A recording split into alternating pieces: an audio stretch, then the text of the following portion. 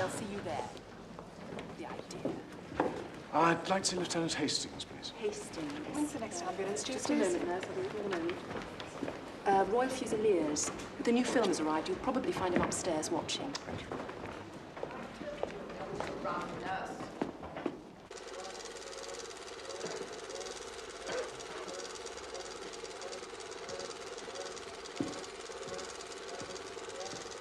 Excuse me, Lieutenant Hastings. There's a gentleman to see you. Right, thank you.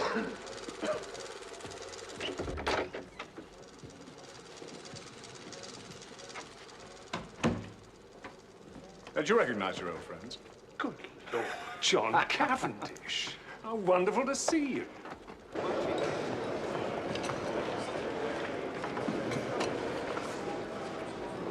I tried to join up, but they said I was too ancient. What about your brother Lawrence? Is he practicing medicine yet? Well, he wasn't until the war. I don't know why he bothered to qualify. Then they made him go to work at the local hospital. He's still writing, though. Anything published? Stories, poems, bits and pieces in magazines. I suppose you heard Mother married again.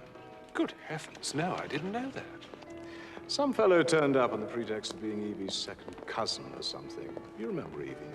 Evie? Evie Howard. She's the mother's factotum companion, jack of all trades. Great sport, old Evie. Must have been after my time. Well, anyway, this fellow Inglethorpe turned up, and about a month later, the mater suddenly announced that she and Alfred were engaged.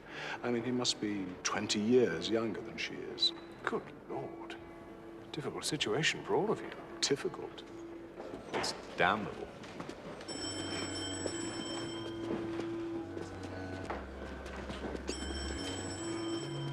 Get away from this place. Oh, I'm not a prisoner here, you know. But you're up to traveling, aren't you? I mean, I was going to suggest you come down for a few days. I'd love to. I could do with a break from the army. I could come down on Saturday, if that's all right. That's marvelous.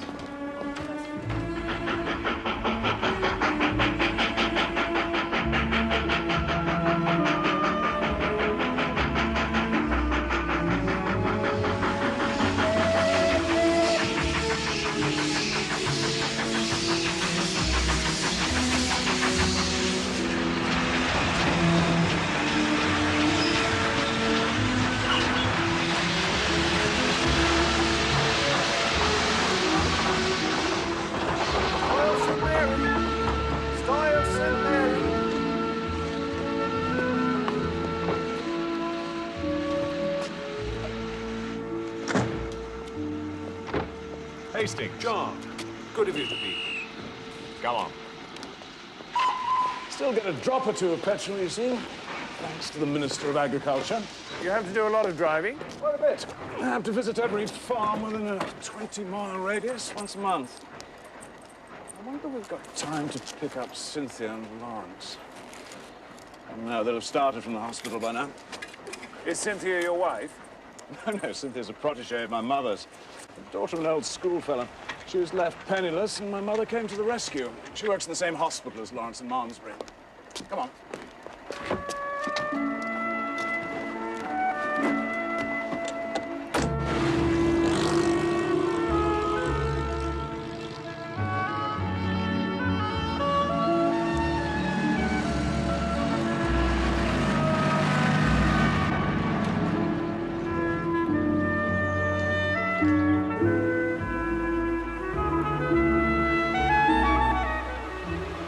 I'm afraid you find it very quiet down here. My dear fellow, after the joys of France, that's just what I want.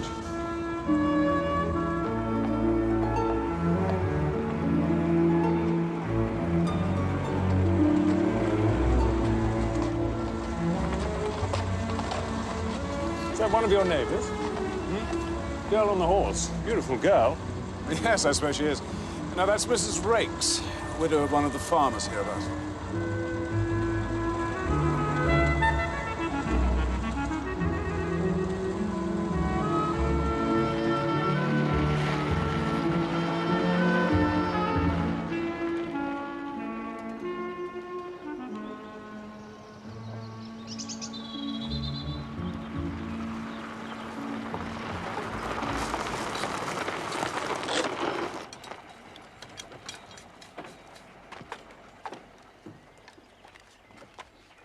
lady. Here's our wounded hero. Hastings, Miss Hard. How do you do? Better be careful, Lieutenant Hastings, or I'll recruit you for the weeding. No, only too delighted. Don't be polite. You'll regret it later. In case of refusal, Lady Tadminster might open the fete on the first day, and Mrs. Crosby on the second. But what about the Duchess? Lieutenant Hastings has arrived, Mother. Why, Mr. Hastings, after all these years, are you quite recovered from your wound? Oh, yes, pretty well, you know, Mrs. Inglethorpe. Just a scratch. Alfred, darling, this is Mr. Hastings. Mr. Hastings, my husband. I'm delighted to meet you, Lieutenant Hastings. How do you do?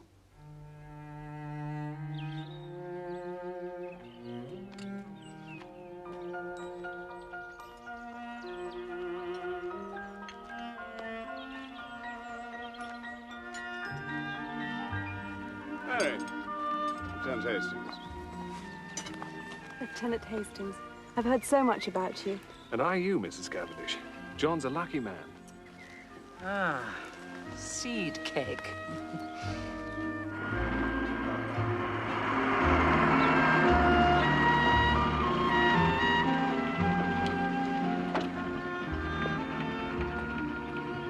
Bye, Cynthia. Bye. Bye, Lawrence.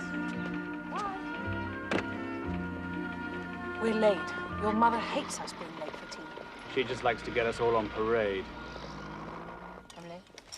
Oh, well, one keeps busy, you know. Comforts for the troops, armament drives. How many events have we got arranged over the next 3 months, Alfred? 3 bazaars and 2 fetes, is, and of course, the sale of work. You know, my dear, I'm sure that cushion is damp. Allow me. Yeah. That's better, dearest. Can't have you sitting on damp cushions, can we? You're so thoughtful, Alfred. Dash good seed cake. Thank you, Dorcas. Ah, yes, Cynthia. You're very late today, Cynthia. Oh, I know. I'm sorry. The bus was late. This is Mr. Hastings, Miss Murdoch. How do you do? Where's Lawrence? Oh, he's just gone upstairs. He'll be down in a minute. He'd better hurry up. There won't be any cake left. I've got a cousin who's nursing. She seems to spend most of her time placating the sister. Oh, they're terrifying. You've no idea. But I'm not a nurse, thank heaven. I work in the dispensary. Oh. How many people have you poisoned? Oh, hundreds. Don't talk such nonsense, Cynthia, please.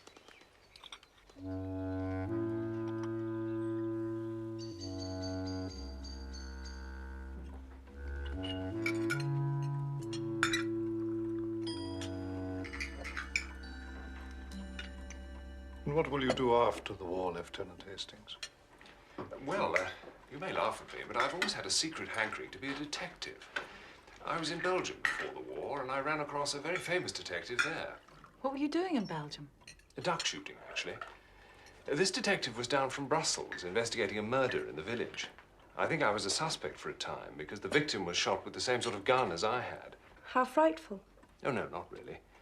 My system's based on his, though, of course, I've progressed rather further. He was a funny little man, a great dandy, but wonderfully clever. I love a good detective story. Dr. Wilkins was saying yesterday that owing to the ignorance of the more uncommon poisons among the medical profession, there were probably countless cases of murder that went quite unsuspected. Can we talk about something else? My brother's a bit sensitive about this, being a medical man himself.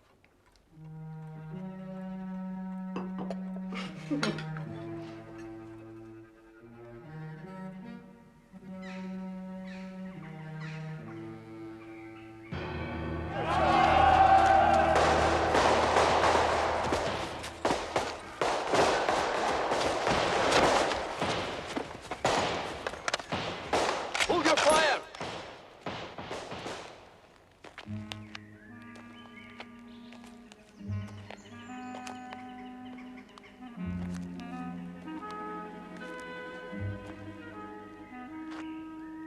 Another example of the English bucolic beliefs, Anagallis arvensis.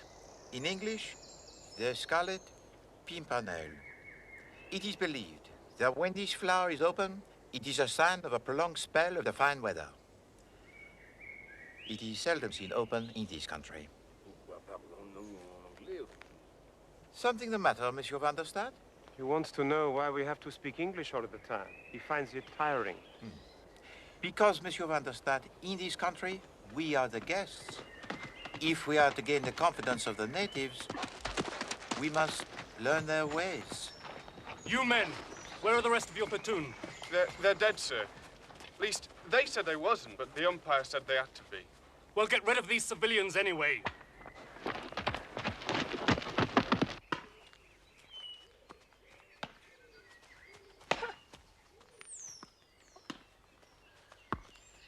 Styles Court really is a glorious old place. Yes. Yes, it is. It'll be mine someday. And our house in London, too. I managed to persuade Mother that Inglethorpe's got no right to them, no moral right, anyway. As it stands at the moment, I get the houses, but Inglethorpe gets all the money. Can't your brother help out? Lawrence?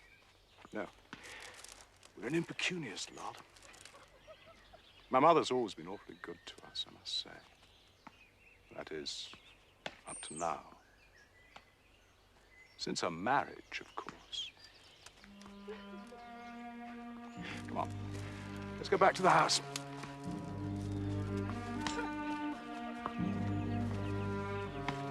Do you remember the song that the British soldiers taught us? Why don't we try and sing it together? It's a long way to Tipperary. It's a long way to go. It's a long way to Tipperary. To keep it tuned to the sweet girl I know. Goodbye, Piccadilly. Ah, good afternoon, Monsieur Potter. Good afternoon, Dr. Wilkins. Good afternoon, Monsieur. I see you have joined the cavalry, huh? Yes, I'm on my way home. It's the second time I've been killed in a month. I say, do you fancy a pint of beer, if there's any left? No, merci. I cannot yet bring myself to enjoy the English public house. All those bottles of the different size, all in the wrong order. Doesn't seem to bother your compatriots.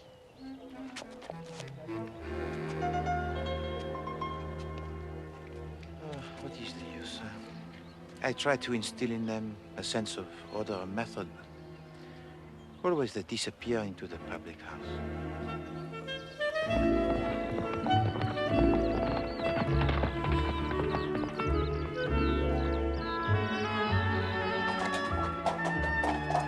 Jolly good horse. I thought they'd commandeered anything decent for military service. Agricultural use is one of the exemptions, fortunately. Ah. I hack round the estate nearly every day. There's really so little to do round here. You work on the land, though, don't you? Yes, that's frightfully early in the morning. I'm usually finished at the farm by midday. I wouldn't have thought it was woman's work. There's a war on. We've all got to do what we can. Well, the uniform looks jolly nice anyway. That cream-coloured overall. There. Good boy. Thank you. Lieutenant Hastings, your leg. I didn't think. Are you all right? No, it's fine now, really. I don't think I need this anymore. Here you are. Compliments to the British Army. I've never known it so hot in June before. What we need is a cool glass of lemonade. Lemonade? I haven't seen a lemon since 1914. Game of tennis later? Love to. Mary Hastings, come into my study for a moment, would you? What's the matter?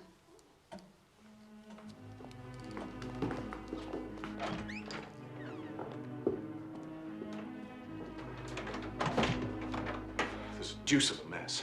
Evie's had a row with Inglethorpe. She's off. Oh? She's leaving, given in her notice. You see, she went to see the mater, and they had a... Well, I've spoken my mind anyway. Evie, this can't be true. True enough. I'm afraid I said some things to Emily she won't forget or forgive in a hurry. Oh, Evie. You're an old woman, Emily, I said. And there's no fool like an old fool. The man's 20 years younger than you. Oh, no. Well, I'm sorry I had to do it. I had to tell her. I said, I'm going to warn you, Emily, whether you like it or whether you don't.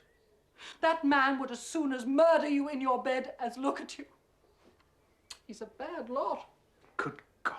What did you say? Oh, Wicked calumnies, wicked lies, wicked woman, darling Alfred, etc., etc. Ended up by saying the sooner I left her house, the better. So I'm off.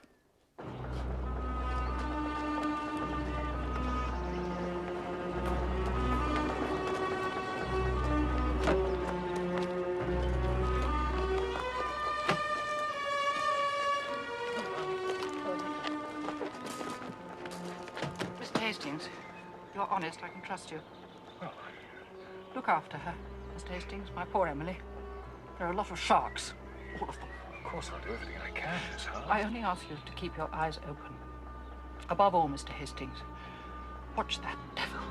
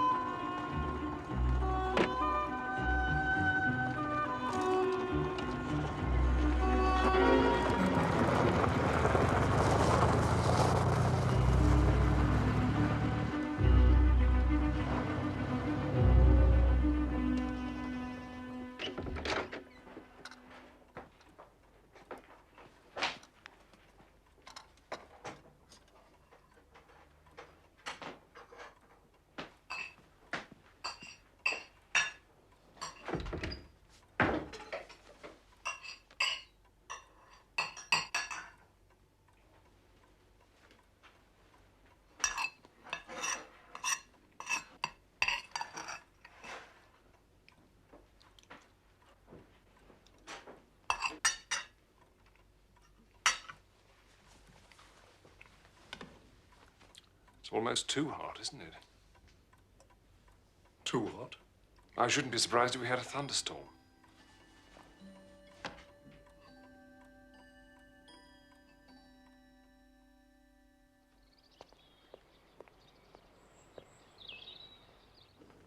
That'll be 2 and 3, please, sir.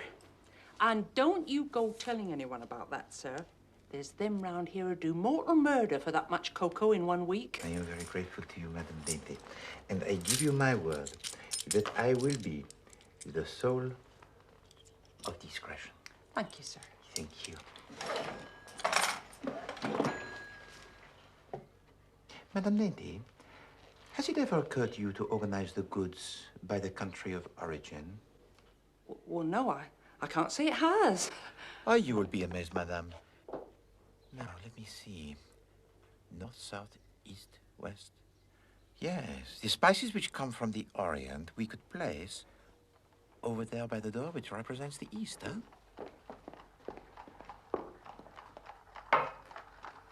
Voila! All you would need to remember is from where came each article to lay your hand on it quickly and with efficiency. I can do that already, sir. And anyway, as far as I'm concerned, everything comes from the wholesaler in Malmesbury. Ah, yes, Madame Dainty, but you... Half a dozen stamps, please. Very good, sir. Hastings? Good Lord. Monsieur Poirot. It is indeed mon ami Hastings. I was talking about you only the other day. Oh, mon ami, mon ami.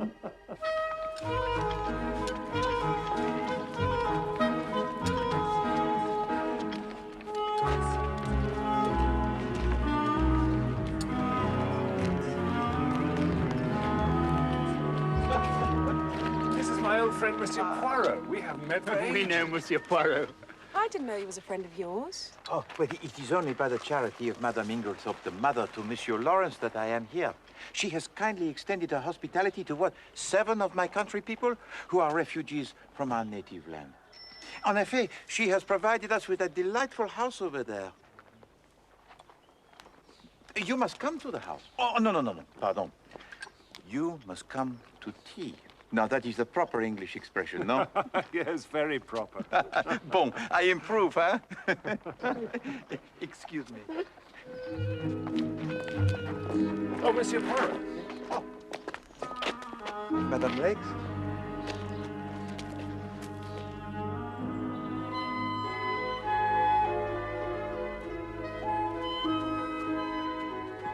I've told you before. It's none of your business. It is my business. Not content with carrying on a sordid affair with this woman, I now find you are squandering large sums of money on her? It's not a large sum of money. It's a love, anyway.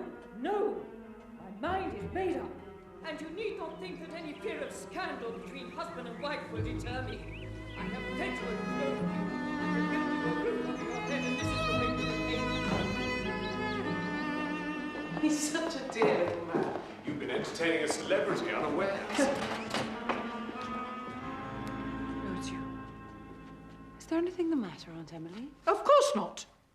Oh, Dorcas, bring me some stamps, will you? Yes, you're looking awfully tired, Mum. Didn't you ought to be resting? Yes. No, not now. I've some letters I must finish before post time. Have you lighted the fire in my bedroom? Yes. I'll go to bed directly after supper.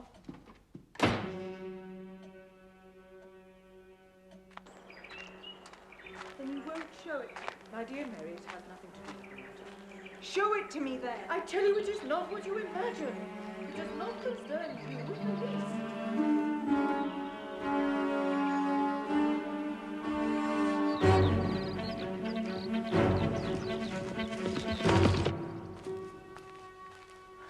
I say, there's been a most frightful row. I got it all out of Dorcas. Yes, I know. I just overheard Mary and Mrs. Inglethorpe. No, between Aunt Emily and him. Oh, I do hope she's found him out at last. I'm sure he's a fortune hunter. Well, Dorcas happened to be near the door. Apparently, it was a real old bust-up. Oh, I wish I knew what it was all about.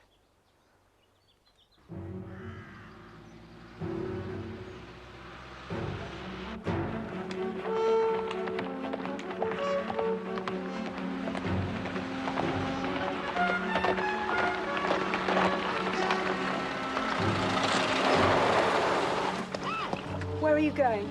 Just down to the village. You're going to see your precious Mrs. Rakes, aren't you? For God's sake, Mary. I warn you, John. I'm not going to stand for this much longer.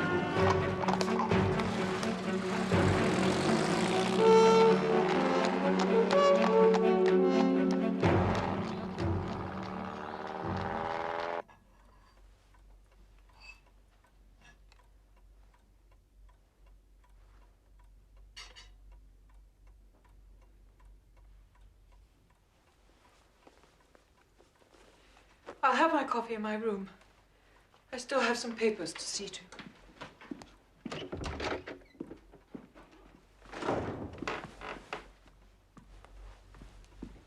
I read in the newspaper that the 1st American Division's are due in France next week.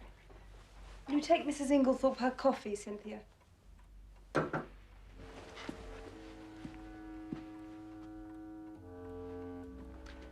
Shall we have our coffee in the drawing room?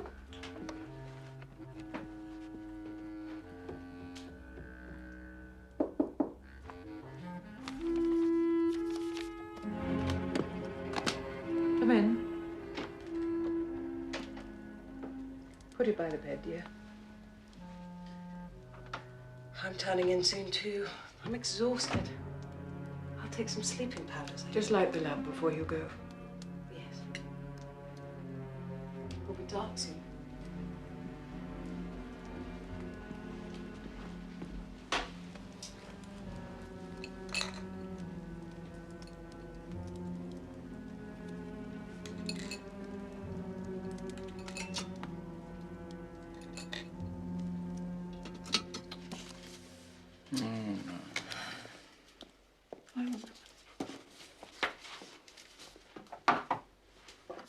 Thank you, Dorcas.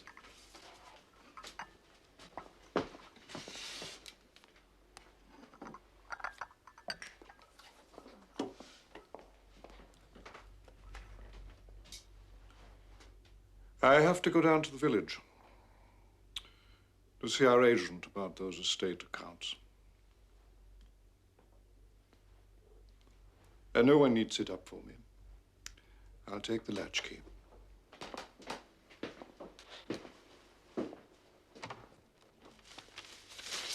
Dashed funny time of night to go and see Denby.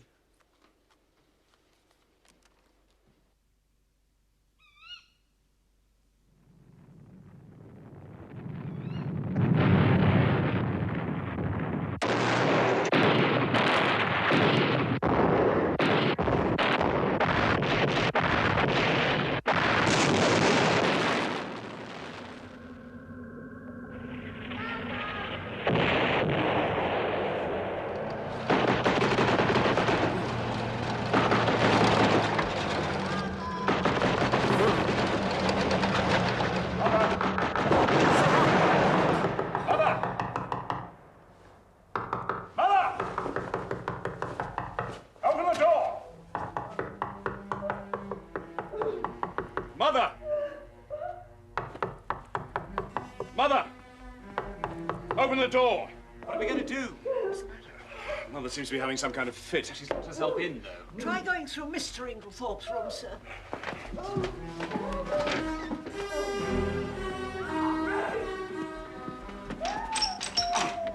Locked. We'll have to try and break the door down. Beth, go and get Dr. Wilkins at once. There's a door on the other side. You said it was Usually bolted, sir. try.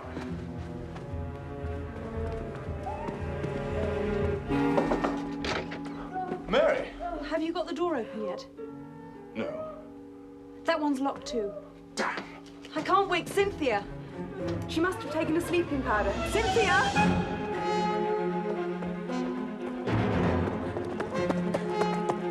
Try it here. 1, 2, 3. This way. 1, 2, 3.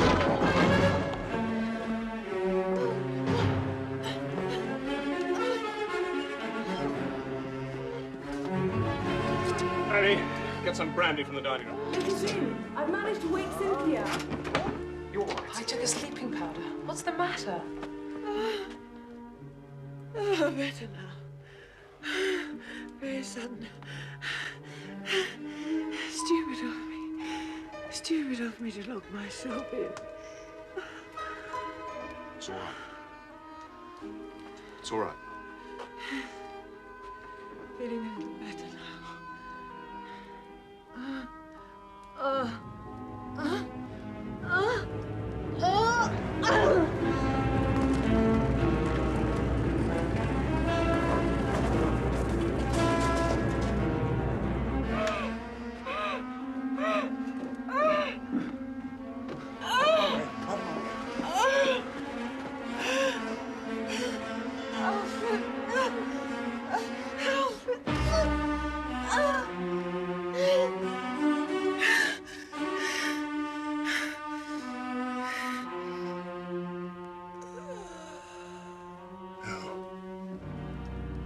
She dead? Oh, God.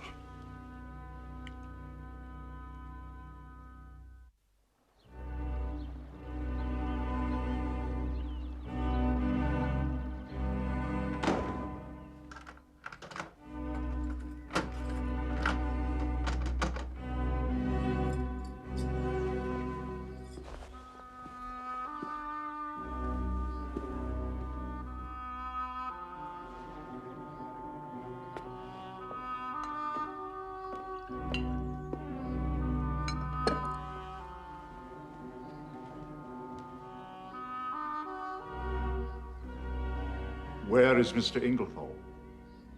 He's not in the house. Where is he? Mr. Cavendish, I would like your consent to a post-mortem, then. But that's not necessary. Surely it was a heart attack. Oh, no, I'm sorry. Mrs. Inglethorpe showed classic symptoms of strychnine poisoning. That can't be.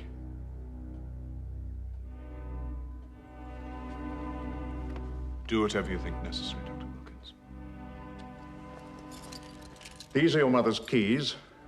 I've locked both the rooms. I suggest they remain locked for the time being.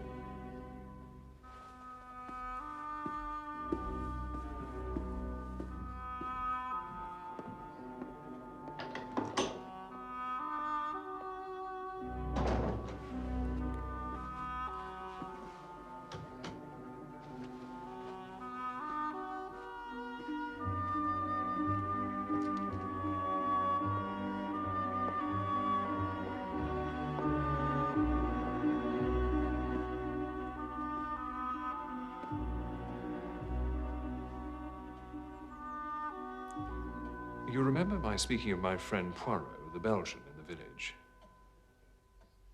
The one who used to be a detective. Yes. I want you to let me call him in to investigate this business. This is all rubbish, you know. Wilkins has got a bee in his bonnet about poisons. Poisons are his hobby, so of course he sees them everywhere. I'm inclined to give Hastings a free hand, Lawrence. Though I should prefer to wait a bit. We don't want unnecessary scandal.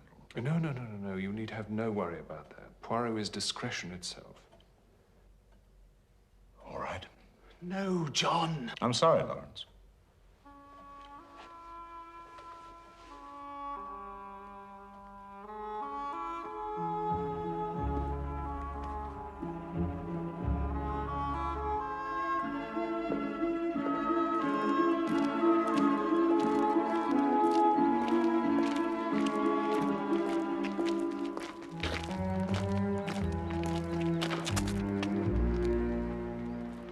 Dear God, this is terrible, my poor wife. Well, where have you been? Denby kept me late last night. Then I discovered that I'd forgotten the latchkey. Denby gave me a bed so that I wouldn't have to arouse the household. Oh, my poor Emily.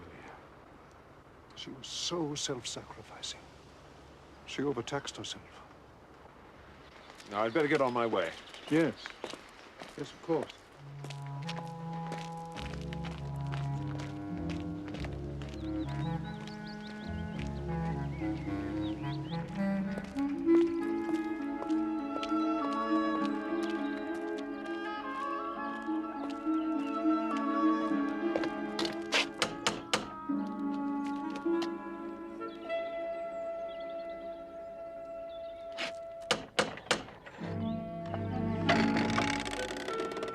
Oui? Monsieur Poirot, good morning. Ah, Hastings. You rise early? Mrs. Inglethorpe is dead.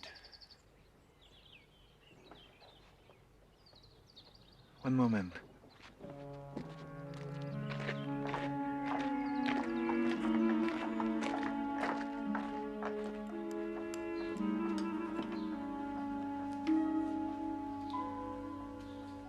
Oh, I'm pleased with you, Hastings. You have a good memory and have given to me faithfully the facts. But of the order in which you present them, I say nothing. Truly, it is deplorable. No, but I make allowances. You are upset. Later, when you are calmer, we will arrange the facts neatly, each in his proper place. And those of importance we will place on one side, and those of no importance, we blow them away. But whatever allowances I make, I cannot escape the fact that you have omitted one piece of evidence of the paramount importance. Oh, what's that? You did not say to me if Madame Inglethorpe ate well last night. Well, as far as I can remember, she hardly ate at all. She was obviously upset, and it had taken away her appetite. I see. Yeah?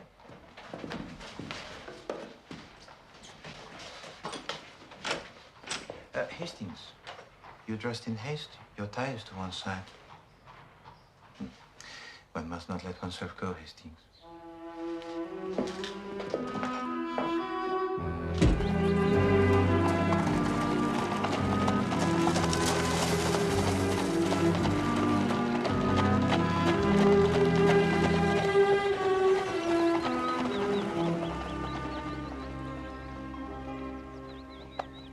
Why did you want to know if Mrs. Inglethorpe ate well last night?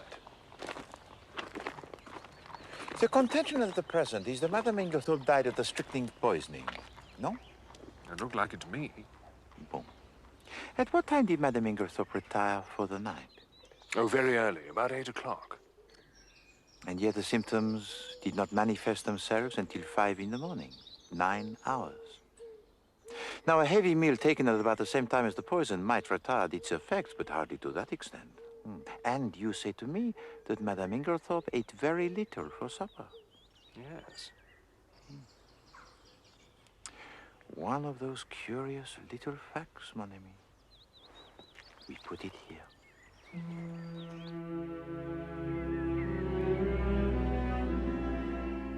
This is a very dreadful business, Monsieur Poirot. Hastings has explained that we're anxious to avoid publicity. I comprehend perfectly. You know Inglethorpe's back. Yes, I met him. It's damn difficult to know how to treat him. That difficulty will not exist for long. The key to the room, if you please, monsieur. Oh, of course.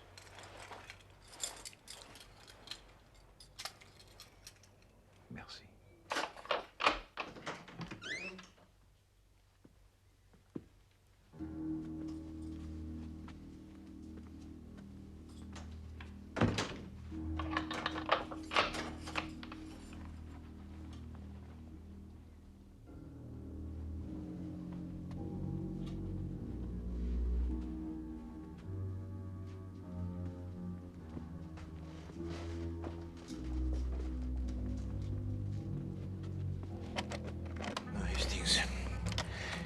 must leave this until the lawyer of Madame Inglethorpe is present.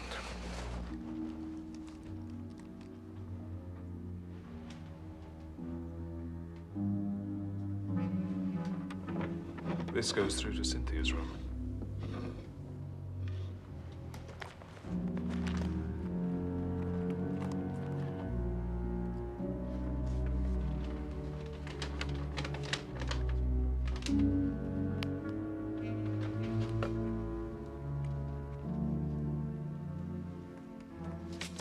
What is it?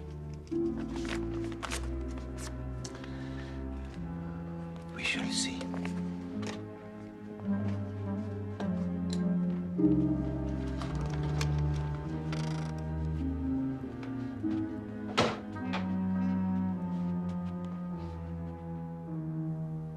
I think that this is cocoa, mon ami, but we must send it for analysis.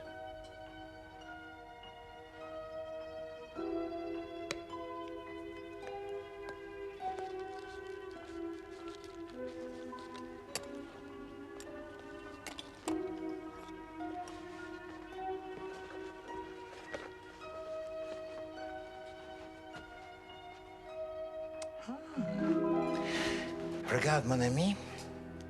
The chimney piece of the lamp is broken in 2 places only, and yet the coffee cup next to it is ground almost to the powder. I suppose somebody must have stepped on it. Yes, mon ami. Somebody must have stepped on that coffee cup and ground it almost to the powder. And the reason that they did so was either because it contained the strychnine or, which is far more serious, because it did not contain the strychnine.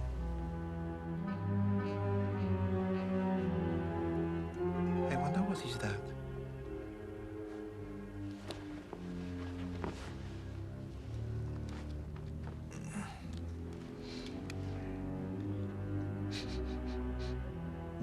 This, I think, is a coffee stain that is quite fresh. Eh bien, Hastings, we have in this room now 6 points of interest. Shall I catalogue them, or will you? Oh, you. Very well. Number 1, a coffee cup that is ground almost to the powder. Number 2, the dispatch case with a key in the lock.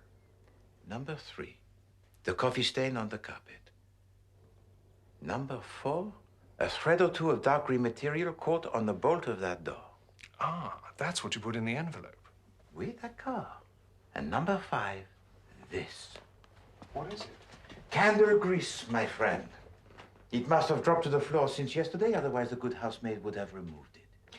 Lawrence Cavendish brought a candle into the room this morning. He seemed very agitated. He seemed to see something over there that absolutely paralyzed him. At the door, do you think? No, at the fireplace. No, that is most interesting, mon ami. But his candle, it is pink, and that candle grease over there, it is white. And the 6th point? No, the 6th point I prefer to keep to myself at the present.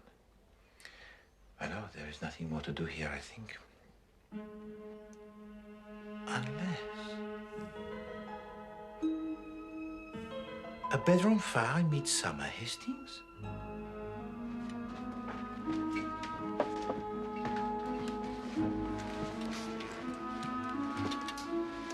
A fire warms, but it also destroys. There might be... Ah! Voila! What do you think of that, mon ami? Very thick paper. Much thicker than ordinary writing paper. And? A will. This could be a fragment of a will. That could be will and testament. Exactement. Just as I expected. Tell me, mademoiselle, did your mistress have in her wardrobe a dress that is dark green? No, sir. Does anyone in the house possess a dress that is dark green? No, sir. Not that I know of. Very well. We will leave that and pass on. I would like to ask you, if I may, 1 or 2 questions about the afternoon of yesterday. Yes, sir. Your mistress, she had a quarrel? I don't know that I ought... My good Dorcas, Madame Ingerthorpe lies dead, and it is necessary that we must know all if we are to avenge her. Amen to that, sir. Naming no names, there's one in this house none of us could ever abide. Now, as to this quarrel. It was about 4 o'clock. I happened to be passing the study, and I heard voices, loud, angry ones, coming from there. I didn't mean to listen. Continue, mademoiselle. What happened next? At 5 o'clock, Mrs. Inglethorpe rang the bell and told me to bring her a cup of tea.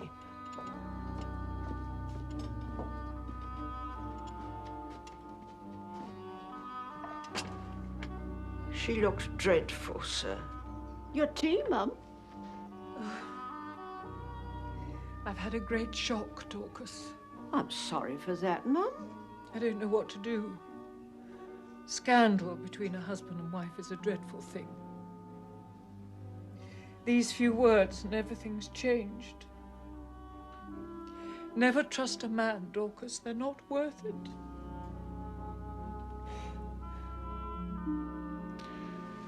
Tell me, mademoiselle, this paper that she had in her hand, what would she likely do with it afterwards, do you think? I expect she'd lock it up in that purple case of hers.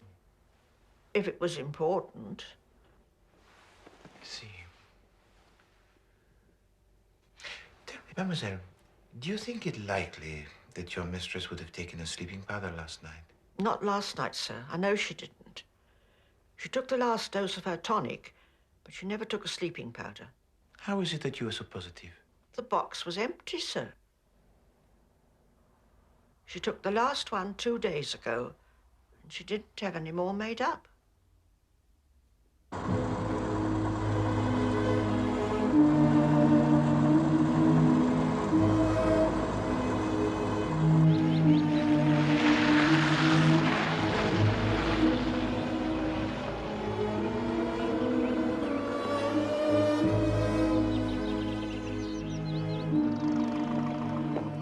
Oh, Miss Howard, it's so good to see you again.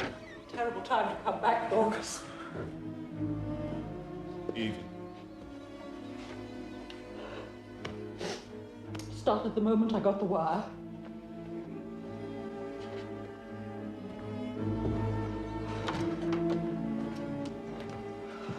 Dorcas will make us some tea. I don't want tea. Ah, here's Mr. Poirot. Mr. Poirot is helping us with our investigations. Nothing to investigate. Have they taken him to prison yet? Taken who to prison? Alfred Inglethorpe, of course. Poor Emily was never murdered till he came along. Evie, don't shout. Whatever we may think or suspect, it's better to say as little as possible for the present. The inquest isn't until Friday. Inquest? Fiddlesticks. The man will be out of the country by then. He won't stay here tamely waiting to be hanged. Mademoiselle. It's no good trying all that. Mr. Alfred Inglethorpe is going to hang, even if I have to drag him to the gallows myself.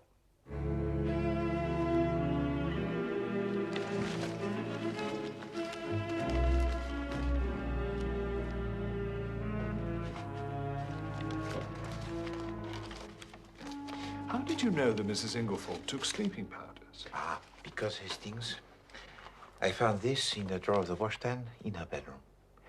It was this that was the number 6 of my catalogue. But if the last powder was taken 2 days ago, it can't be that important. Probably not.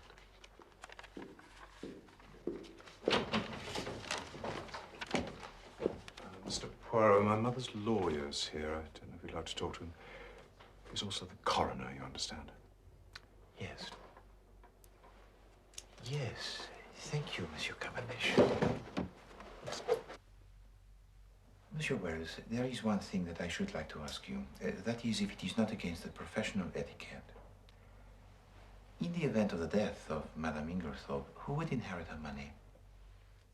It's all right.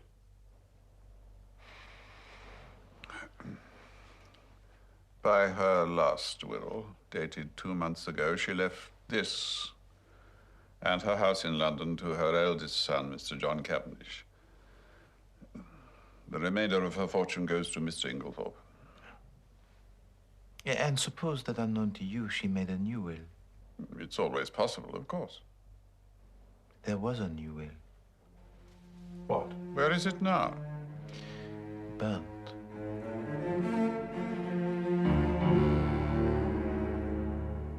What an extraordinary coincidence. My mother should have made a will on the very day of her death. Are you so sure it's a coincidence? What do you mean? Your mother, you tell me, had a violent quarrel with someone yesterday afternoon. In consequence of that quarrel, she very suddenly and hurriedly makes a new will. She told no one of its provisions. The will disappears, and she takes its secret to her grave. I fear there is no coincidence here. What do you mean?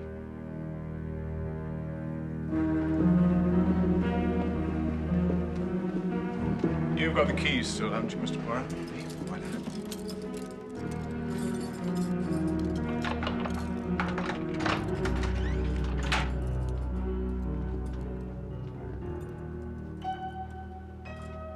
My mother kept some things in this. Well, you will need the key because I locked it this morning. It's not locked now. Milton, c'est impossible. But I have had the key in my pocket for all of the day. Voilà une affaire. This lock, it has been forced.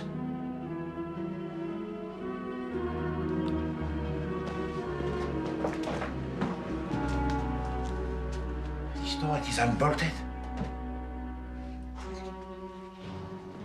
Why? When? No, there must have been something of great importance in that case. Something that connected the murder with the crime. What? That I do not know.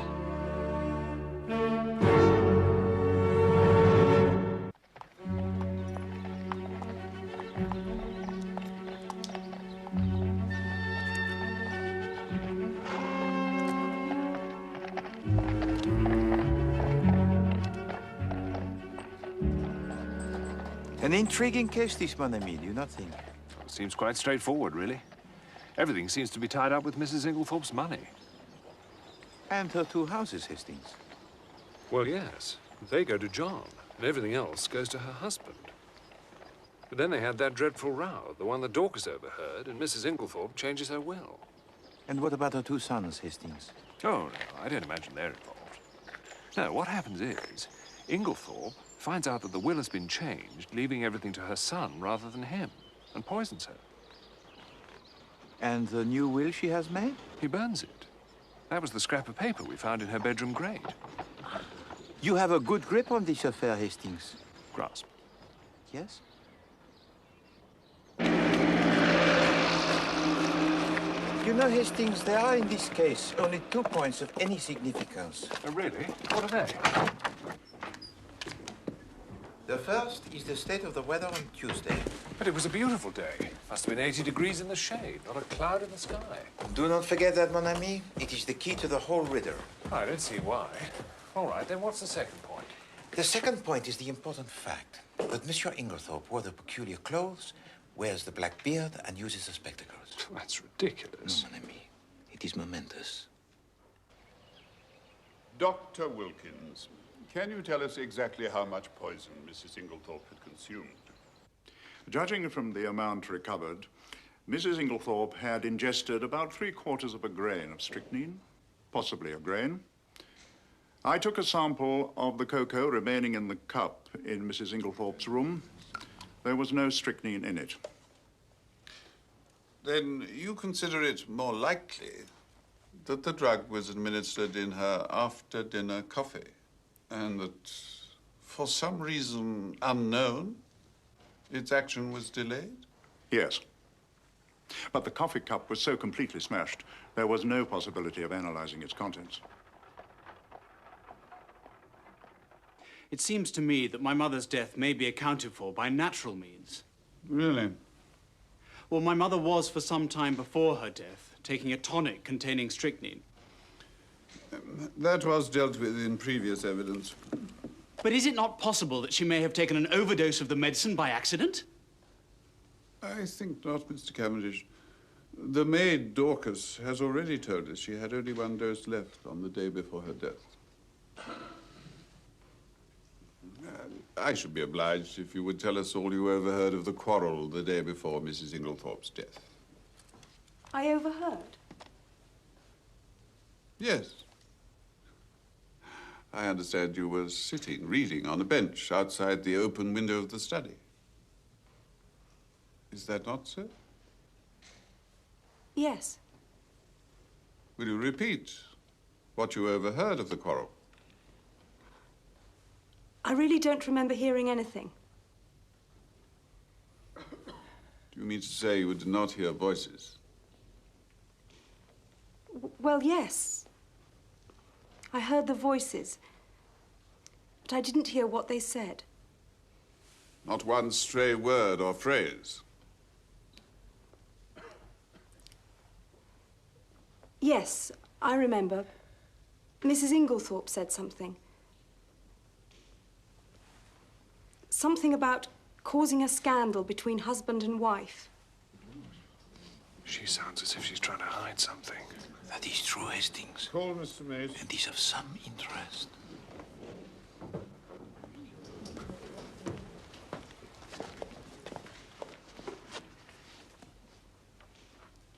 I swear by Almighty God that the evidence I shall give shall be the truth, the whole truth, and nothing but the truth.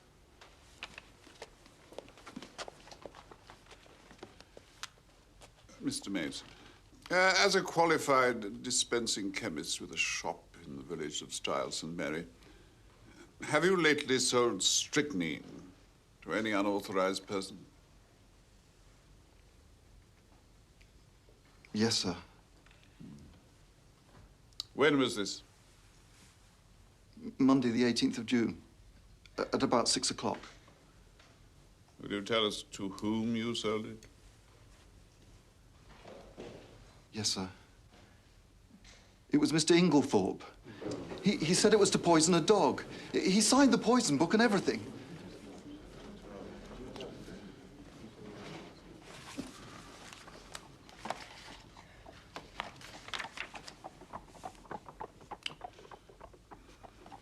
Very well. Thank you, Mr. Mason.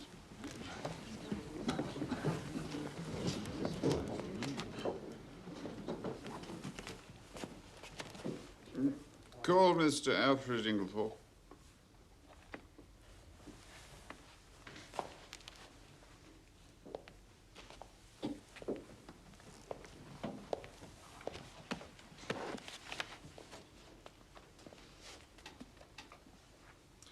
I swear by Almighty God that the evidence I shall give shall be the truth, the whole truth, and nothing but the truth.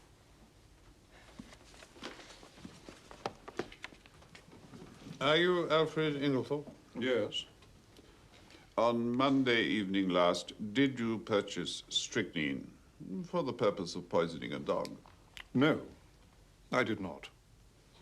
There is no dog at Styles Court. Do you also deny that you signed this register? Yes.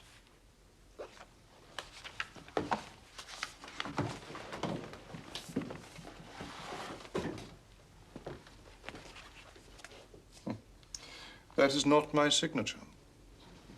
I see. Would you mind telling us, Mr. Inglethorpe, where you were on the evening of Monday, June the 18th? I don't recall. Were you in company with anyone? No.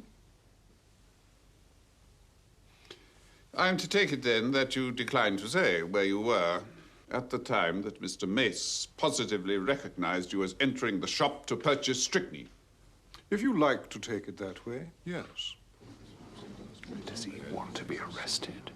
You had a discussion with your wife on Tuesday afternoon. Pardon me. You are misinformed. I had no quarrel with my dear wife. I was absent from the house the entire afternoon. Have you anyone who can testify to that? You have my word. There are two witnesses who have sworn to having overheard your disagreement with Mrs. Inglethorpe. Then those witnesses are mistaken. Very well. Thank you, Mr. Inglethorpe. That will be all for now.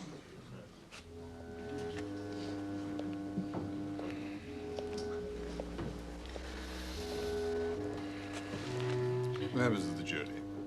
He's put a noose right round his neck. Perhaps. Consider your verdict. Hastings, do you know who is that man by the door? Testimony of Dr. Wilkins that the deceased, Mrs. Inglethorpe... That is Detective Inspector James Japp from Scotland Yard. And if I'm not mistaken, the man next to him is also from Scotland Yard. Things are moving quickly, my friend. Perhaps too quickly.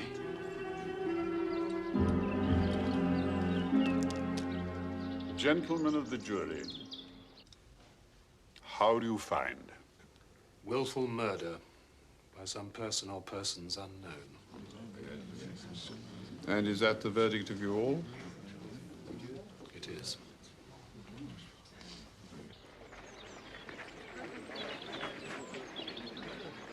Mon Dieu, I had some warm moments in the court, Hastings. I did not figure to myself that the man would be so pig-headed as to refuse to say anything at all. I can't understand why the jury didn't name Inglethorpe. You surely can't still believe he's innocent. Why not, mon ami? Nothing has changed. Ah. I see you do not remember me, Inspector Japp. Well, if it isn't Monsieur Poirot. This is Superintendent Summerhead. You've heard me speak of Monsieur Poirot, sir? That's the Abercrombie forgery case, wasn't it, just before the war? That's right, sir. Monsieur Poirot caught our villain for us in Antwerp. Well, what are you doing in England, Poirot? Well, the Boche has made my own country temporarily uninhabitable by their presence, Inspector. But I would like you to meet my friend, Lieutenant Hastings. How do you do? How do you do? Excuse us. Well, one need hardly ask the reasons for your presence here, Inspector. No, pretty clear case, I should say. There I differ from you. The evidence I heard at the inquest, Mr. Inglethorpe murdered his wife as sure as I'm standing here. Well, I don't know, sir. Me and Monsieur Poirot have met before, and there's no man's judgment I'd sooner take than his. If I'm not greatly mistaken, he's got something up his sleeve. Well, I will tell you this. If you arrest Monsieur Alfred Inglethorpe, it will bring you no kudos. The case against him will be dismissed comme ça. I'd take your word, but there's others above me might not. Me, for one. Alfred Inglethorpe must not be arrested, Superintendent. That I have sworn.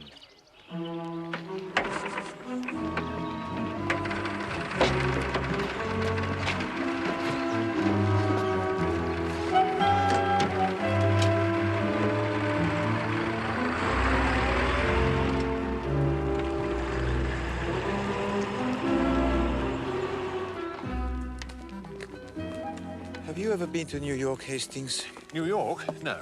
No. It is a beautiful city. Beautiful. There, each street is at right angles to each avenue, and each avenue is numbered nicely. First, second, third, fourth. Man is in command there. But here, how does one live with the fact that, au fond, nature is untidy, uncontrolled, anarchic, inefficient? That's what I like about it.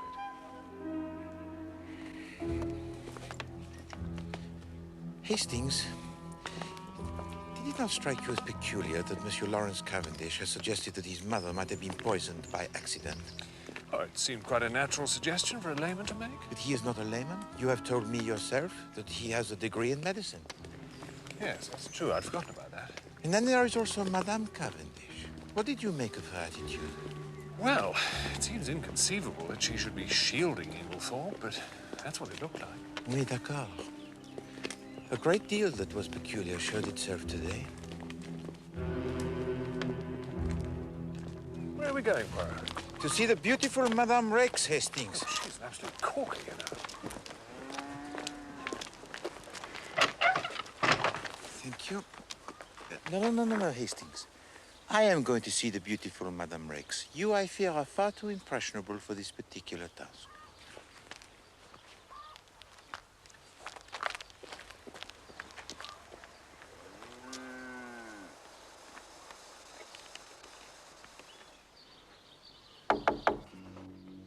Who's that? I don't know. I'll go the back way.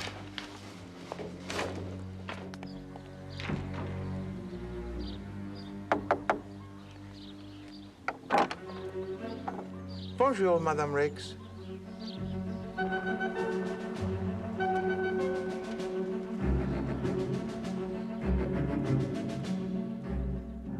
We'd like you to come into Malmesbury with us, Mr. Inglethorpe. Malmesbury? To the station. You're arresting him, are you? About time, too. We'd just like Mr. Inglethorpe to answer a few questions, madam. Mesdames. One moment, if you please, Inspector Japp. Now, you just leave well alone, Mr. Poirot. Sorry, Monsieur Poirot. I understand.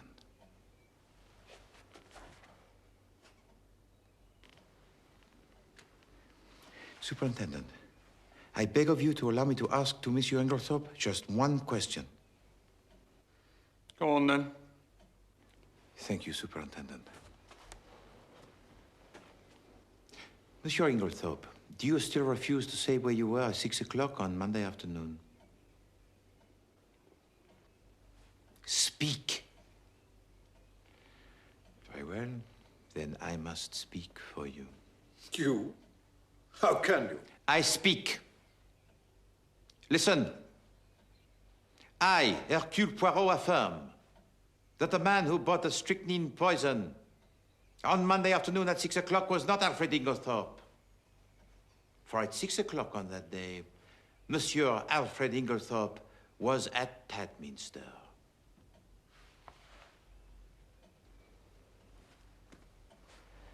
I can produce no less than 5 witnesses who swear to have seen him and to have spoken to him there at 6 o'clock or just after. And as you may know, Tadminster is at least 8 miles from the village. My word, Poirot. You're the goods. Didn't I tell you so? These witnesses of yours are all right, I suppose. Voila. I have made a catalogue of them, names and addresses. You will find them all perfectly genuine. They even include the charming Madame Rex. Didn't I tell you so?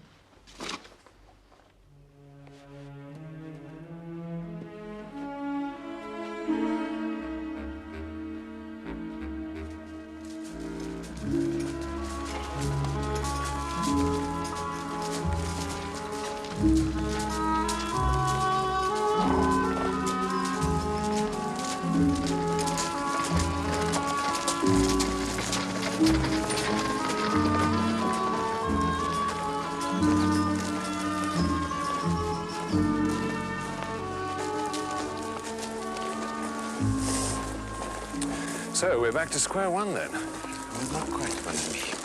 We now know there is one person who did not buy the poison. Eh bien, we have cleared away the clues manufactured. Now, for the real ones.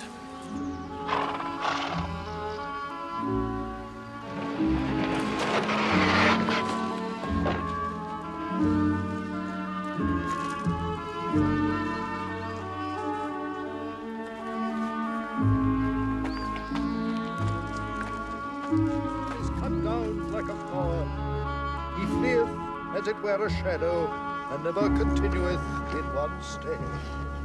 In the midst of life we are in death. Of whom may we seek for succor, but of thee, O Lord, who for our sins are justly displeased. Yet, O Lord God most holy, O Lord most mighty,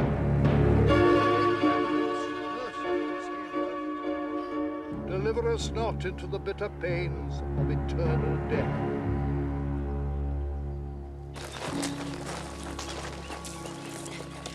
Lieutenant Hastings, sir. Yes, Dorcas.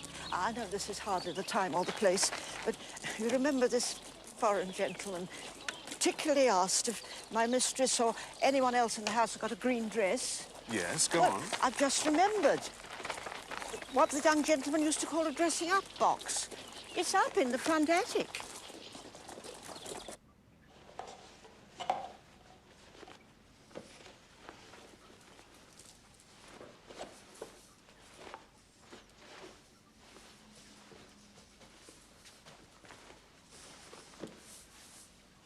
This is green.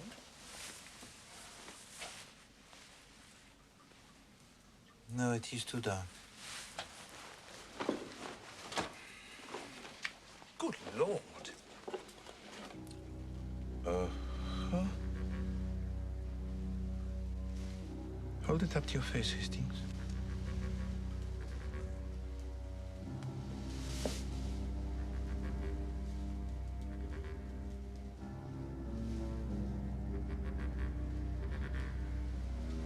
Do you think it's the one? I do. It is trimmed exactly to the same shape as the beard of Monsieur Inglethorpe. The question is, who put it there?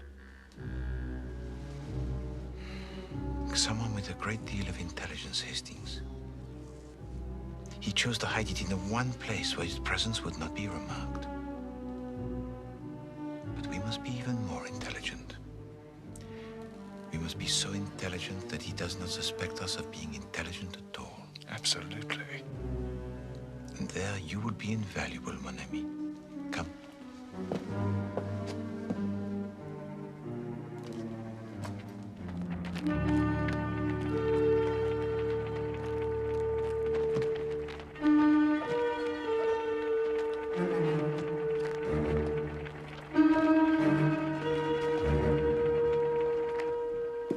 Well, he took the hint at last.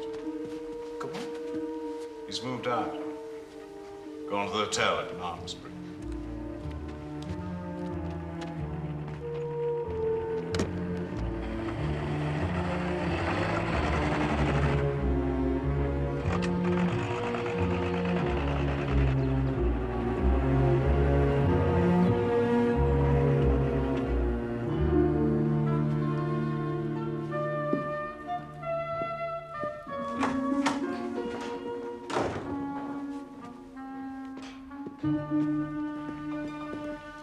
Oh, Lieutenant Hastings. Hello, Cynthia.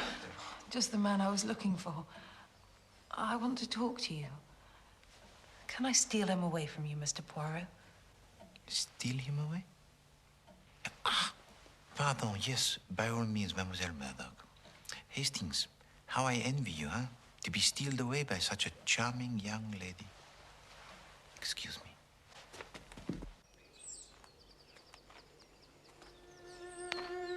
What do you want to talk about? Oh, let's sit down first, shall we? Oh, right.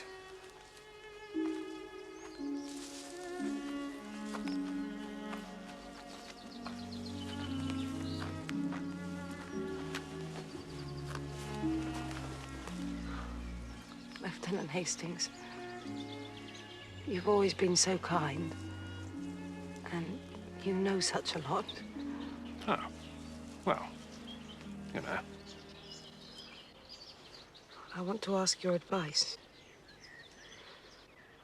You see, Aunt Emily always said I should be provided for. Well, I suppose she forgot. Or didn't think she was likely to die. Anyway, I'm not provided for. I don't know what to do. Do you think I ought to go away from here? Oh, good heavens, no. They don't want to part with you, I'm sure. Well, Mary does. She hates me. Hates you? I don't know why.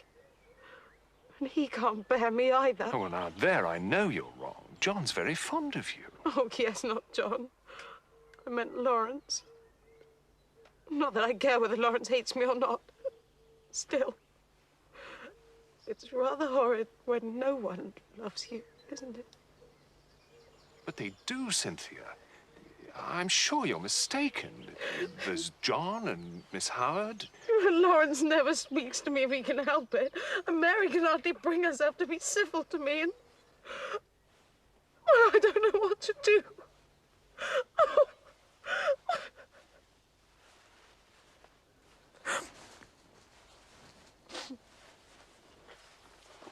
Marry me, Cynthia.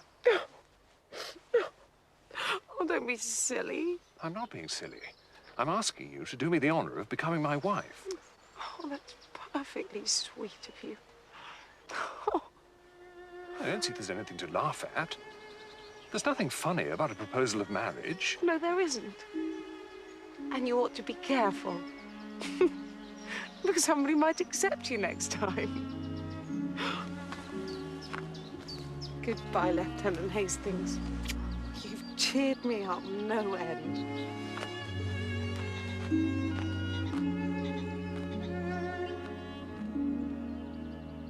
I don't know.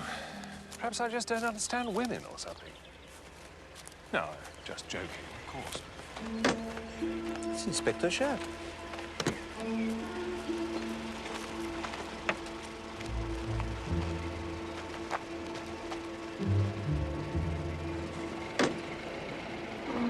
Hastings, who is that with him in the back of the car? Looks like Lawrence Cavendish.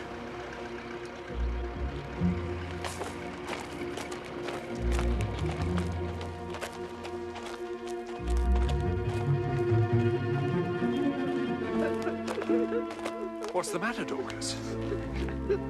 Those wicked detectives. They've arrested Mr. Cavendish. Arrested Lawrence? No, not Mr. Lawrence. Mr. John.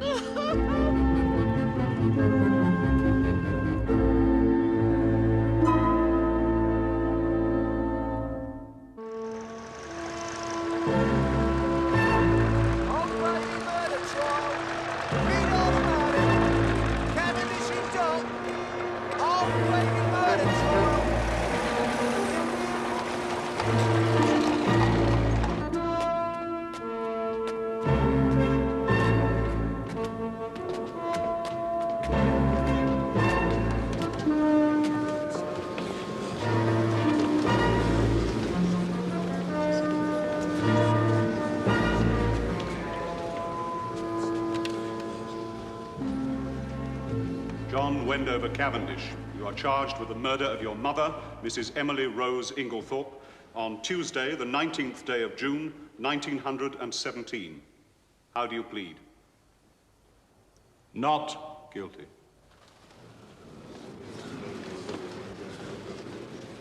Members of the jury, as you all know, willful murder is a hanging matter. And the murder which you will hear described is a most horrible, premeditated, and cold-blooded one.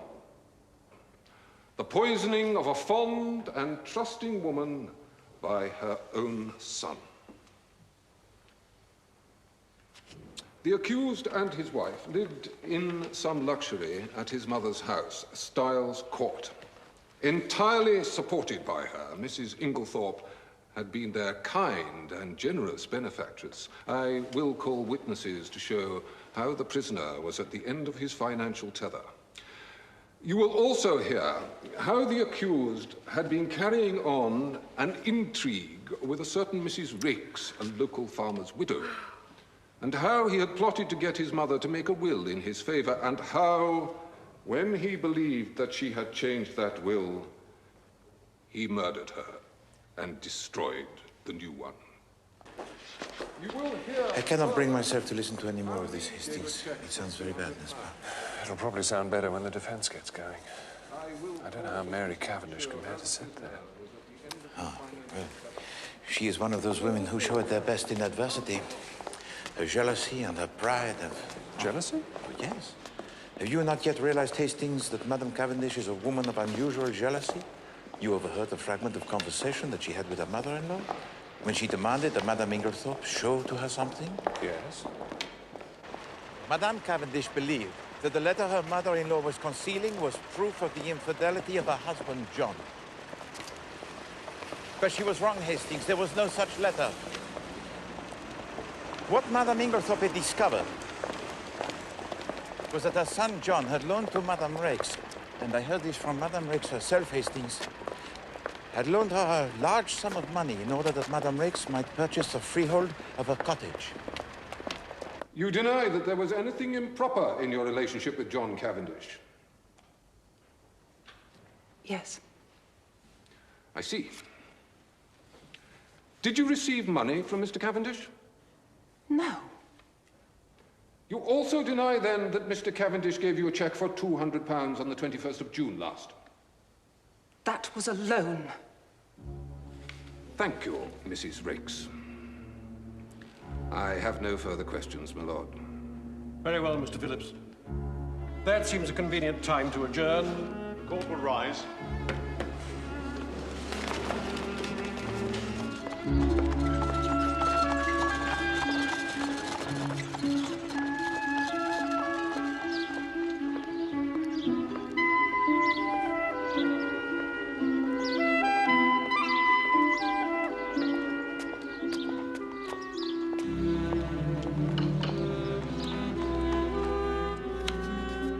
Is this your first time in London, Poirot?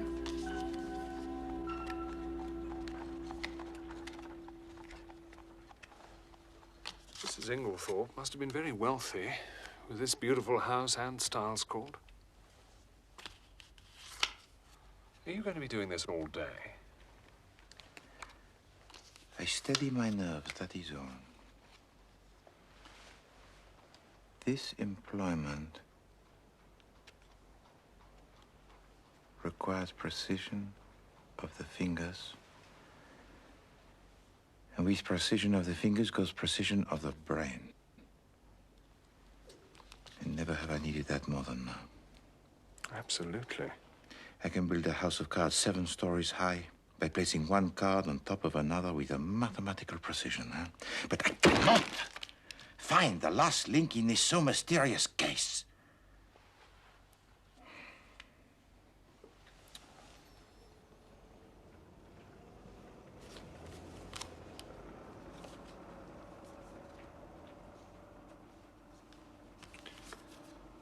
Well, you've got a steady hand, Poirot, I must say. I think I've only ever seen your hand shake once. On an occasion when I was enraged, no doubt. It was in Mrs. Inglethorpe's room, just after we discovered that the locks on the dispatch case had been forced. Ah, yes. You stood by the mantelpiece, rearranging the ornaments, as you always do, and your hand shook like a leaf. Because I was enraged. I was enraged that...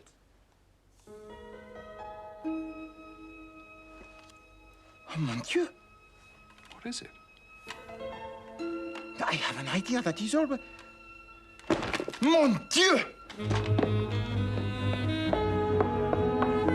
A garage! A garage! For the love of heaven, madame, direct me to the garage! Someone must drive me! I must hire a car immediately!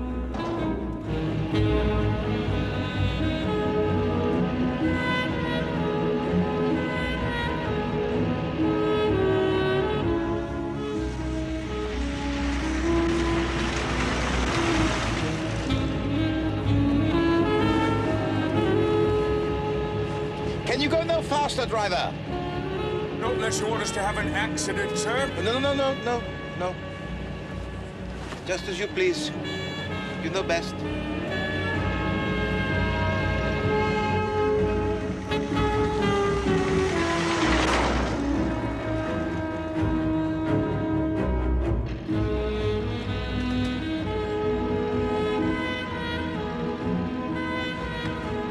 The correct position for your hands on the steering wheel is 10 minutes to 2, is it not?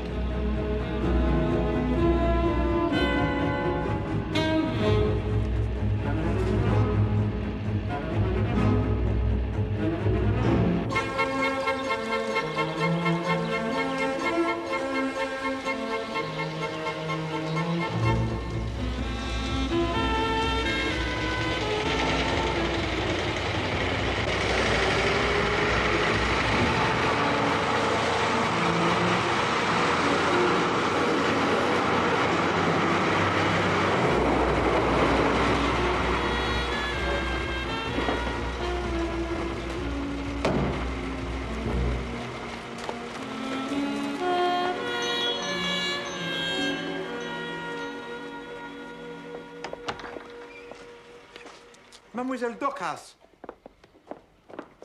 Tell me, mademoiselle, has anyone been in the bedroom of Madame Inglethorpe since we left the house? No, sir, it's locked, and we all kept a good lookout on it. Good. Mr. Poirot? Yes? Keys. Thank you.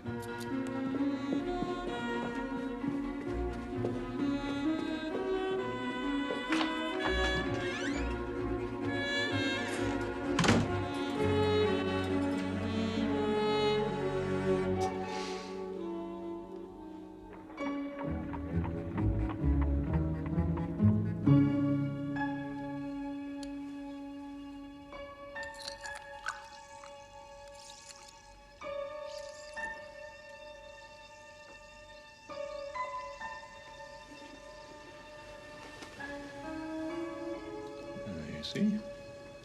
Already the strychnine is beginning to precipitate and fall to the bottom. In a few hours, it'll form colorless crystals. Which remain at the bottom of the liquid? Which remain at the bottom of the liquid.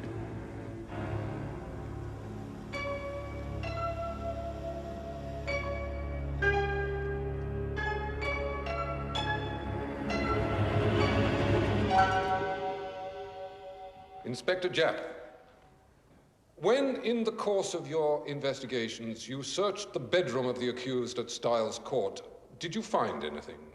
I did. Will you tell the court what you found? In the chest of drawers in Mr. Cavendish's room, underneath some clothing, I found a small poison bottle. It was empty.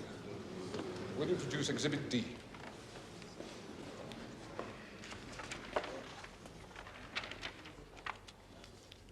Is this the bottle? Yes, sir. Did you have the bottle examined? I did. It was examined by the laboratory at Scotland Yard and was found to contain traces of strychnine.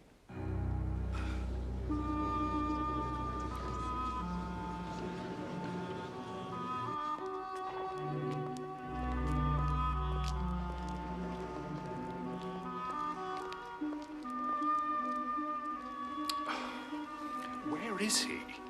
He telephoned earlier to say he'd be back in London this evening. He asked me to arrange for everyone to be here. What did he mean? I don't know. Oh, it really is too bad of him. Here he is now.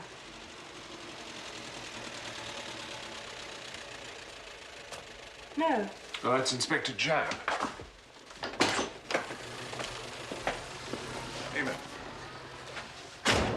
Where's Poirot? Oh, we don't know. He ran off this afternoon. Well, I got a phone message saying I should be here at 7. You better go up then.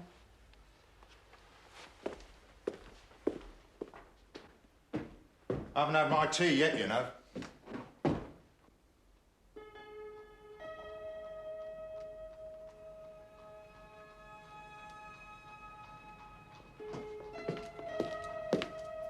Oh. Good evening. May I ask what's going on? You may ask, madam. If you get any reply, you might let me know.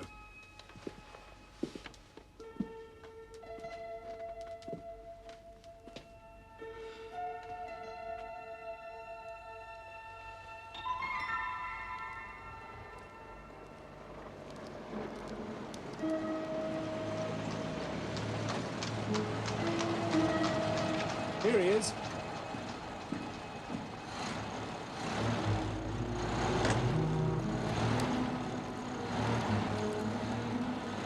What on earth is he doing? Seems to be getting a drive for a driving lesson.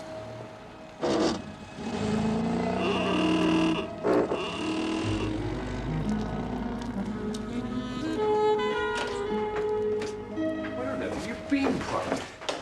Good evening, Hastings. Good evening, Madame Cavendish. We are assembled, yes?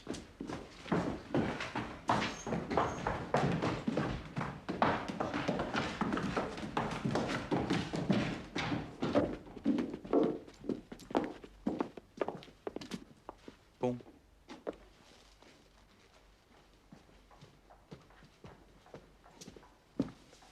Please. We are all assembled, yes? With one exception.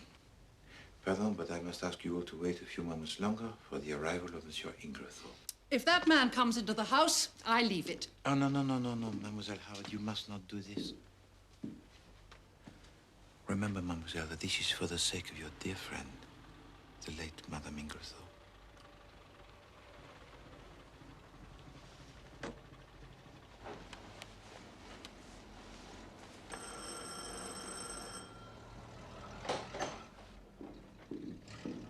Why have I been summoned? What's going on? Wish I knew, old boy.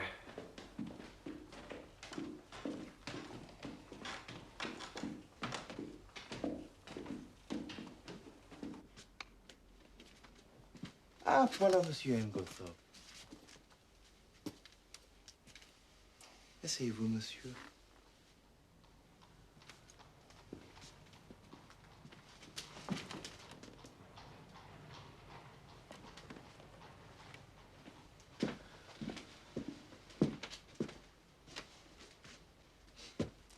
Mesdames et Messieurs, good evening. As you all know, I was invited to investigate this case by Monsieur John Cavendish, who tonight in his prison cell awaits the verdict of the jury. I at once examined the bedroom of the deceased, and I found several things indicative. To take first, a fragment of dark green material. I found it caught on the bolt of the communicating door between that room and the room of Mademoiselle Cynthia.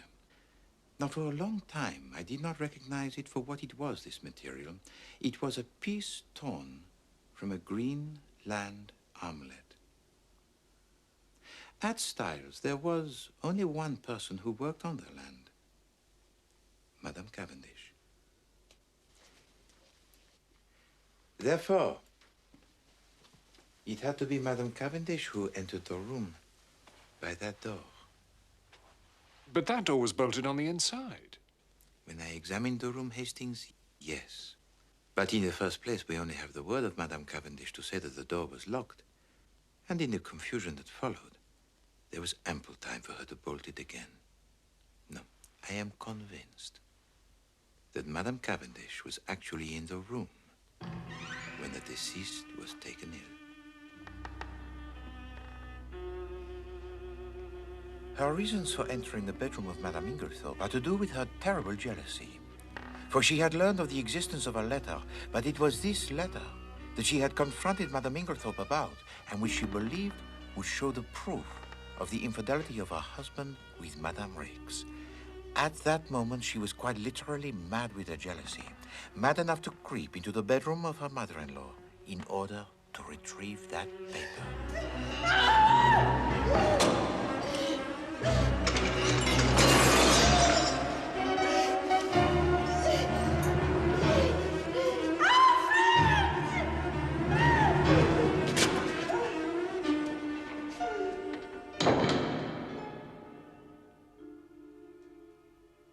Am I not right, madame? So it was you who destroyed the will? No, Monsieur Lawrence. There was only one person who could have possibly destroyed that will. Madame Inglethorpe herself. But she only made it out that very afternoon. Nevertheless, mon ami. The temperature that day was 80 degrees in the shade. Oh, yes, it was very hot. And yet, Madame Inglethorpe ordered a fire to be lighted in her room. Why? Because she wanted to burn something. Précisément, Inspector Japp. Now, at 4 o'clock, Madame Inglethorpe quarrels with her son and threatens to denounce him to his wife. Squandering large sums of money on it. It's not a large sum of money. And anyway, it's a loan. No, my mind is made up. And you need not think that any fear of scandal between husband and wife will deter me. It was this argument which Dorcas overheard. But she mistook John Cavendish for Monsieur Inglethorpe. At 4:30, she makes a new will, eliminating John Cavendish from his inheritance.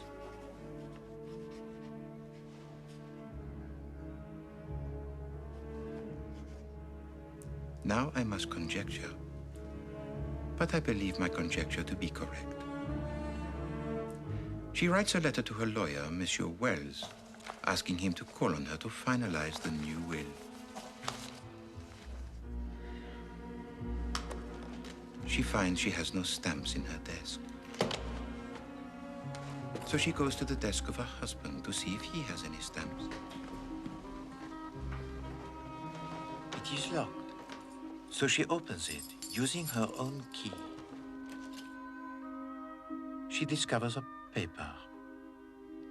That very paper that Madame Cavendish believed to be the written proof of the infidelity of her husband, John, but was in fact far more serious. Is this really necessary? All we need to know is who put the poison in my mother's coffee and why the poison took so long to act. Yes, that is very true, Monsieur Lawrence, but here we have the little problem, you see, because Madame Inglethorpe, she did not drink the coffee. What? No. The stain on the carpet was the coffee. She must have spilled it before she could drink it. But feeling in need of a hot drink, she heated up a cocoa and drank that. If the strychnine wasn't in the coffee, and we know it wasn't in the cocoa, where was it? Now I will pose to you the little question. What third medium was there readily to hand? A medium so suitable for the disguising of the strychnine that it is absolutely extraordinary that no one has thought of it. Hastings? I've no idea. No. Inspector Japp. Her medicine. Somebody put strychnine in her tonic. No, there was no need, Hastings. It was already there. The strychnine that poisoned Madame Inglethorpe was the same strychnine prescribed quite legitimately by Dr. Wilkins. The addition of bromide to a solution containing strychnine precipitates all the strychnine into colorless crystals which fall to the bottom of the mixture. It is likely that the last dose is fatal. Someone added her sleeping powders to her tonic. Yes, Inspector. But the last link in the chain was a paper one, huh? But it was not a will. You see, our murderer wrote a letter.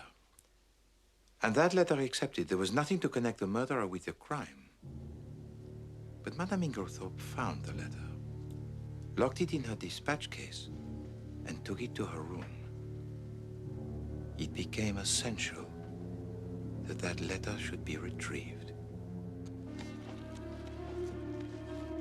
Without it, certain doom faced our murderer. But I had already locked the briefcase of Madame Inglethorpe on the morning of her death. At the very moment of trying to retrieve the letter, I was approaching the room with Monsieur John Cavendish or Monsieur Wells, the lawyer. Evie's going to do more harm than... Desperately, the murderer looks for somewhere to conceal it. But there is no way in the room of destroying the letter. In a moment, the letter is torn into 3 long strips. You've got the keys still. Rolled into the spills and placed amongst the other spills on the mantelpiece. The murderer then unbolts the door to the room of Mademoiselle Cynthia and gets away. My mother kept something.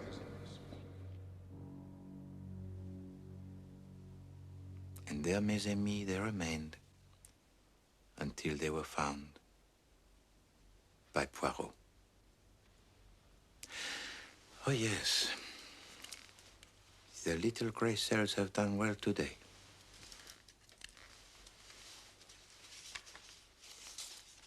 1,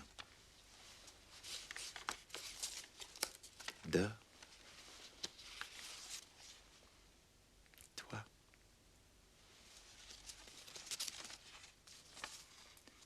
Tonight is the night. There is a good time coming once the old woman is dead and out of the way. No one can possibly bring home the crime to me. That idea of yours about the bromide was a stroke of genius. We must... And here the writer breaks off. It must warm your heart to know that your lover thought so fondly of you that he could not bear but to bring himself to write to you at this so important moment. Mademoiselle Howard.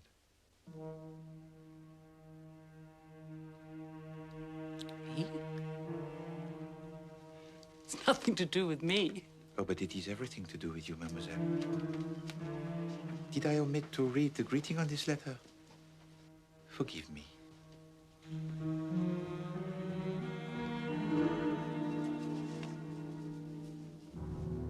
My dearest Evelyn. You fool! You bloody fool! Quiet, Evie. No, it is too late for silence, Monsieur Inglethorpe. The handwriting on this letter shouts your guilt. You are a heartless murderer. How dare you make such an accusation? Monsieur Inglethorpe. You do disappoint me.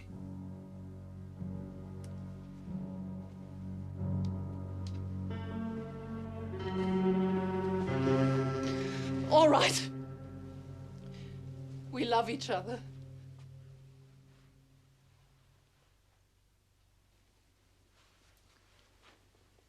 Take them away, Inspector Japp. Do you think we were going to sit and wait for the old bitch to die? We deserve the money anyway. And I'm not sorry. I'm not the least little bit sorry. Mr. Inglethorpe, madam.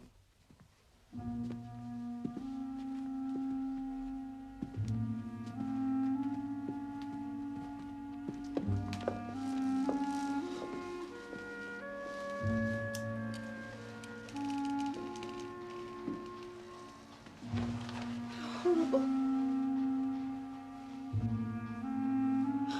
How horrible. But why did he keep the letter? Ah, he never finished writing it, you see, mon ami. Possibly Madame Inglethorpe returned early, interrupted him, and caught in the act, he hastily shuts and locks his desk. The rest we know.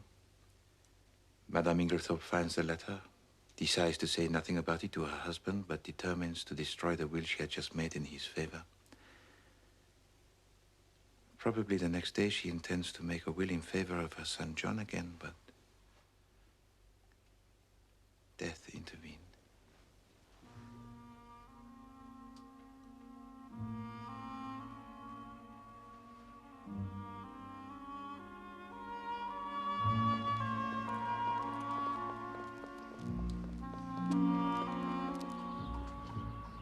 I can't tell you how awful it's been, Monsieur Poirot. I've had the worst 6 weeks of my life. I never for one moment believed you did it. Inspector Japp and the whole of Scotland Yard believed it, Hastings. Poor mother. It's all over now. It's a good thing we had Monsieur Poirot. I really don't know how to thank you, Monsieur Poirot. It was nothing, Monsieur. I thought I was done for. You must learn to have faith in Poirot. Monsieur Poirot. Madame. Come on, John. I want to hear everything about it.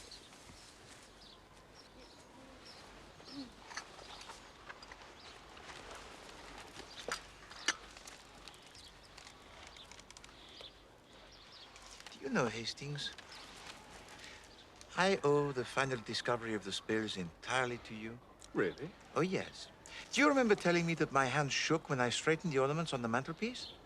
Oh, that's right. You jumped up and rushed off. Exactement. I remember that when you and I were together in the room of Madame Inglethorpe, that I already straightened the ornaments. Oui. Now, if they were already straightened, there would be no reason for me to have to straighten them again. Something that would have connected the murderer with the crime. But what? Unless someone in the meantime had touched them. Good Lord. You know, one thing I don't understand is why Inglethorpe seemed so keen to get himself arrested. Because, mon ami, it is the law of your country that once acquitted, a man cannot be tried for the same offense again. No, he wished to be tried. He would then produce his irreproachable alibi and be safe for the rest of his life. So it was him who bought the strychnine from a chemist's shop. No, Hastings. Have you not yet realized that it was Mademoiselle Howard who went to the chemist shop? Miss Howard? Mais oui. Of course, she was heavily disguised. The clever devils. It is good to see them reunited, is it not? That silly entanglement with Madame Rex forgotten. The things men and women do for love. Oh, oui. One thing you haven't explained is the peculiar behavior of Lawrence Cavendish. I'll never forget the way he looked when we went into Mrs. Inglethorpe's room. That is because you thought he was staring at the mantelpiece, yes, Hastings? Whereas, in effect, he was staring at the door to the room of Mademoiselle Cynthia, right next to the mantelpiece. He saw that door, it was unbolted. But he swore it was bolted. Exactement. He was shielding her. When Monsieur Lawrence saw that the door to the room of Mademoiselle Cynthia was unbolted, he jumped to the conclusion that she knew something about the matter. But why? Why would he want to protect her? Because he's in love with her, of course. Well, now, that's just where I know you're wrong. I happen to know for a fact that he positively dislikes her. Indeed. Then let me enlighten you, mon ami. He succeeded in crushing the coffee cup beneath his feet because, Hastings, he remembered that it was, in fact, Mademoiselle Cynthia who took up the coffee for Madame Inglethorpe on the previous night. Now, from that moment, he quite uselessly and quite strenuously upheld the theory of death by natural causes. Well, I know you're wrong about this, Poirot. Mr. Poirot! Lieutenant Hastings!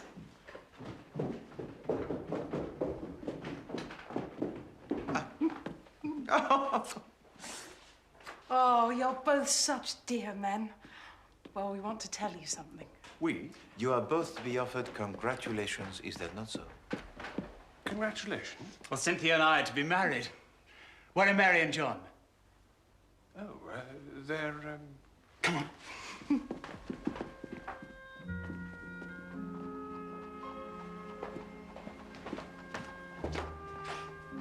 Hastings.